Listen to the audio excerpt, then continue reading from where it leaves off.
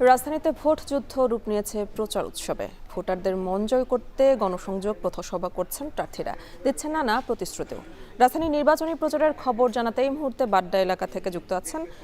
সুলতানা স্বর্ণা। স্বর্ণা, প্রার্থীদের প্রচারণা কেমন চলছে জানাবেন, ভোটারদের কেমন সাড়া পাচ্ছেন তারা, আর কোনো অভিযোগ আছে কিনা?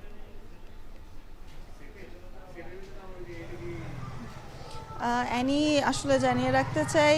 ঢাকা 11 আসনে আমরা বর্তমানে অবস্থান করছি এবং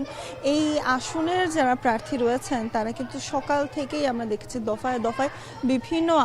প্রার্থী কিন্তু প্রচারণা চালিয়েছেন এবং সেক্ষেত্রে আমরা ধানের শীষের যিনি প্রার্থী রয়েছেন তার সাথেও আমাদের কথা হয়েছে এবং তার পাশাপাশি কিছুক্ষণ আগে হাতপাখা এবং দাঁড়িপাল্লা উভয় প্রার্থীর সাথে কিন্তু আমাদের কথা হয়েছে এবং সেক্ষেত্রে তারা বারংবারই কিন্তু নিজেদের যে নির্বাচনী ইশতেহার রয়েছে সেই ইশতেহারটি পৌঁছে দেওয়ার চেষ্টা করছেন সাধারণ জনগণের কাছে এবং ভোটারদের কাছে। এবং দিনব্যাপী আমরা ঢাকা 9 আসনে ছিলাম, ঢাকা 8 আসনে ছিলাম এবং সেই সকল আসন নিয়েও যদি আমি আসলে মোটা দাগে বলতে চাই তাহলে কিন্তু ধানের শীষের প্রার্থী অর্থাৎ বিএনপির প্রার্থী যারা রয়েছেন তারা কিন্তু বারংবারই তাদের 31 দফার কথা বলছেন এবং গণভোটে তাদের যে ভূমিকাটি রয়েছে সেটি নিয়ে কিন্তু কথা বলছেন, অর্থাৎ হ্যাঁ ভোট এবং না ভোটের ব্যাখ্যাটি কিন্তু আমরা বারংবারই পাচ্ছি বিএনপির প্রার্থীদের পক্ষ থেকে এবং তার পাশাপাশি এই একই ধরনের ব্যাখ্যা কিন্তু আমরা পাচ্ছি যারা রয়েছেন জামাতে ইসলামে অর্থাৎ 11 দলীয় জোটের যে প্রার্থীরা রয়েছেন তাদের পক্ষ থেকে এবং সেক্ষেত্রে কিন্তু তারা বারংবারই বলছেন যে হ্যাঁ ভোটে তার সকলে যেন ভোট দেন এবং জামাতে ইসলামের যেহেতু 11 দলীয় জোট হয়েছে সেই জোটের ক্ষেত্রে কিন্তু আমরা জোটের অন্যান্য দলের যে প্রার্থীরা রয়েছেন হয়তোবা জামাতে ইসলামে ছাড়া অন্য কোনো দলের প্রার্থী সেই আসনে রয়েছেন তাদেরকে কিন্তু একসাথে নিয়ে তারা জোটবদ্ধভাবে নির্বাচনী প্রচারণা চালাচ্ছেন এবং তার পাশাপাশি আমরা ঢাকা 9 আসনে ছিলাম এবং ঢাকা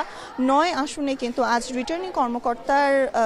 সহায়তায় সকল যে ঢাকা 9 আসনের যে প্রার্থীরা রয়েছেন অর্থাৎ তাসনিম জারা রয়েছেন, সেখানে হাবিবুর রহমান রয়েছেন এবং তার পাশাপাশি গণ অধিকার পরিষদ,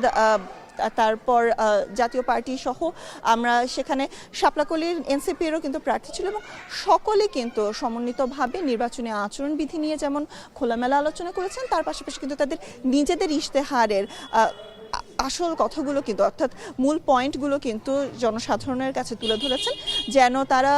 সহজেই ভোটটি দিতে পারেন। অর্থাৎ জমজমাট কিন্তু চলছে অ্যানি। আজ যেহেতু প্রচারণার 10ম দিন, সারাদিনই কিন্তু আমরা লক্ষ্য করেছি প্রার্থীদেরকে ছুটে যেতে ভোটারদের কাছে এবং সকলেই চেষ্টা করছেন প্রার্থীদের ভোটটি নিজেদের দলের পক্ষে আনতে। অ্যানি, রাজধানীর নির্বাচনী প্রচারণার খবর জানাচ্ছিলেন সহকর্মী সুলতানা স্বর্ণা।